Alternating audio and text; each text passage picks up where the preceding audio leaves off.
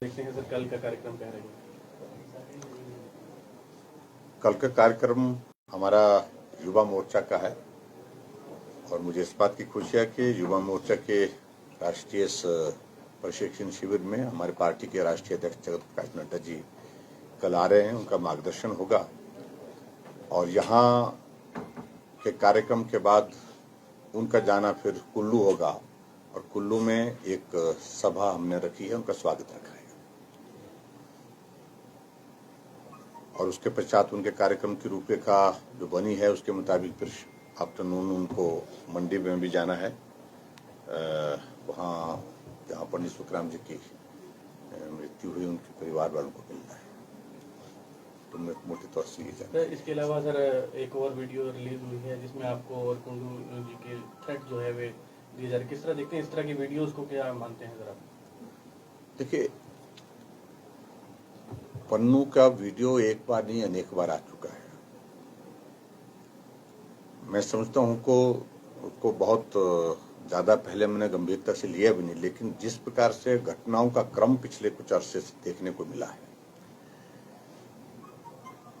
तो उस सूरत में इसका कॉग्निजेंस लेने की जरूरत है।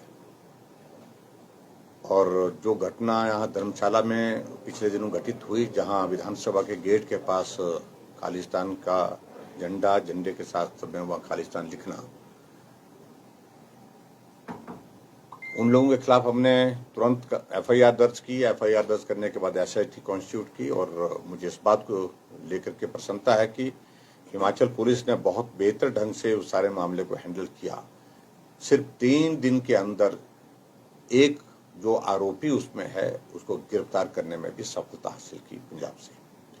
दूसरा अभी भागा है और उस संदर्भ में कोई डिटेल ज्यादा वो कहने की आवश्यकता नहीं है, लेकिन कुल मिलाकर के इन सारी चीजों के घटनाक्रम को अगर हम देखें पिछले कुछ अरसे से, जो एक राजनीतिक परिवर्तन एक प्रदेश में हुआ है, उसके बाद कुछ लोगों के हौसले इस कदर बढ़ गए हैं कि वो बहुत सारी चीजें कहने लगे हैं और कुछ जगह करने की हिमाकत कर रहे हैं, हिम्मत कर रहे हैं।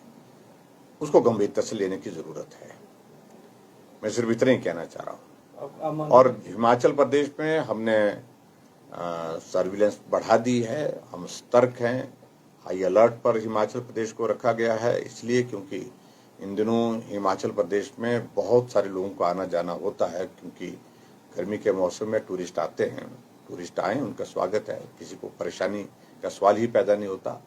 लेकिन इस आड़ में कुछ लोग इस प्रकार की घटनाओं को अंजाम देने की कोशिश करें जिससे सौहार्दपूर्ण वातावरण को खराब करने की कोशिश हो, इस बात की इजाजत कतई भी नहीं दी जाएगी। सर, ये बहुत बड़ा वाकया जो घटित हुआ, पहली मरतबा जो हिमाचल प्रदेश से शांतिपूर्ण स्टेट में इस तरह का वाकया घटित हुआ, तो क्या जो प्रीलिमिनरी रिपोर्ट दर्ज हुई थी वो सिर्फ ये थी कि पब्लिक प्रॉपर्टी डिस्पिग्री एक्ट था, तो उसमें कुछ धाराएं जुड़ेंगी पूछताछ के बाद या क्या रहेगा सर आगे? देखिए, इन सारी चीजों को लेकर के जो हमने धाराएं जोड़ने की बात है वो कंप्लीट केस है, उसमें किसी को कोई कंफ्यूजन नहीं रहना चाहिए। और जो सेक्शन उसमें लगे हैं उसके मुताबिक जो कार्रवाई उनके खिलाफ बनती है, जो क्रिमिनल है उनके खिलाफ कार्रवाई होगी। लेकिन मैं इतना जरूर कहना चाहता हूं कि इस सारे मामले को हमारी सरकार ने गंभीरता से लिया है और दूसरी घटना इस प्रकार की आने वाले समय में ना हो, इस बात को सुनिश्चित करने की कोशिश कर रहे हैं। पेपर लीक मामले पर सर किस तरह देखते हैं, कोई मास्टरमाइंड अभी तक क्या? देखिए, अभी इन्वेस्टिगेशन की प्रोसेस है, इसलिए इस पर टिप्पणी करना उचित नहीं है। So thank you very much. Please.